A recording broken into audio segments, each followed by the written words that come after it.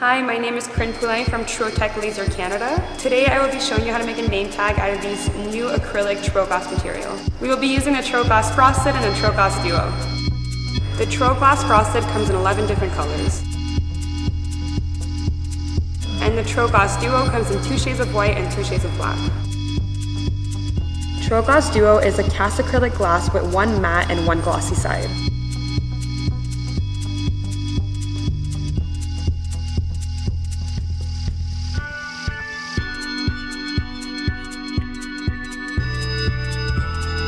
Trogloss Frosted is a heavy-duty cast acrylic glass with a matte, roughly structured surface on both sides.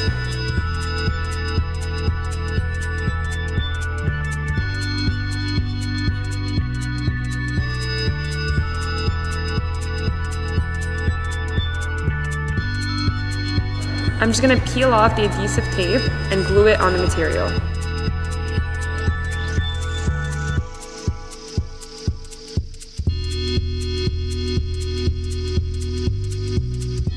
Now I'm going to peel off my adhesive off my MO3 magnet and stick it onto the back of the name tag. As you can see, now I have a name tag.